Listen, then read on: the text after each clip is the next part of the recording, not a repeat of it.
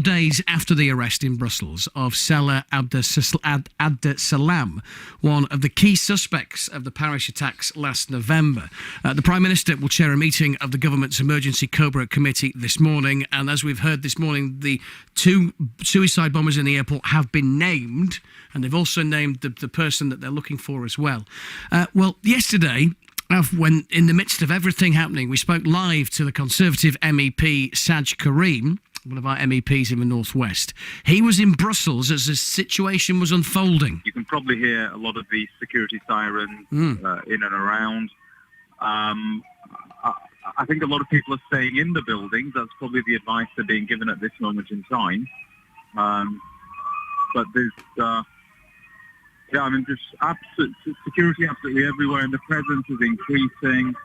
An ambulance is making the way to one of the metro stations that I have within my sight now. You can hear, obviously, all the sirens in the background. Let's talk to Sajjad Karim this morning. Good morning.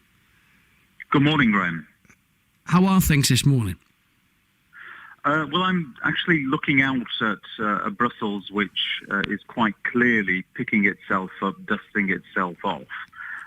It's not quite the sort of hustle and bustle that one expects to see on the busiest road in Brussels on a Thursday morning. But however, there is a very strong presence of activity. I think people are clearly taking the view that they are not going to allow these terrorists to defeat them. And they are very defiantly coming out and getting on with their everyday lives as best they can in the circumstances. It seems like the security had been stepped up after the arrest of one of the Paris attackers just a few days ago. But we hear that the security forces and the police in Belgium don't really talk to each other. We hear that the 2 brothers who the police believe blew themselves up were known to the police, and the man on the run right now is known to the police. Should the security forces have done more? Well, the key to intelligence is, one, gathering, and secondly, sharing.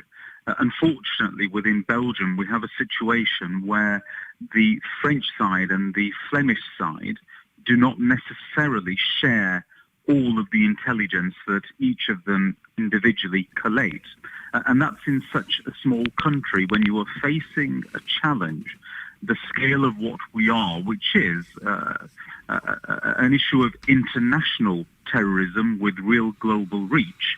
I'm afraid it's simply not good enough to have 2 parts of one country not speaking to one another, when what we actually need, when the whole of Europe is actually under attack, is a much greater sharing of intelligence between different countries within the European Union. Is the European Union, you're obviously one of the MEPs, are the buildings where people work in there, are they going about their business like they normally would? Well, no. Once the security situation broke yesterday, the European Union district went into complete lockdown. The army had been on the streets with some level of presence for quite a few months now, but that was very clearly and visibly stepped up yesterday. An armed police were at every single important junction within the EU district. Nobody could really get in and nobody could really get out. And so it meant business had to come to a halt. There are now 3 days of national mourning here in Belgium, and therefore the Commission and the Parliament is respecting that as much as we possibly can. But of course there is, particularly in this sort of circumstance, and otherwise as well, there is ongoing essential business which must be taken care of regardless of the circumstances. Sajjad Karim, that essential business will continue. Sajjad Karim,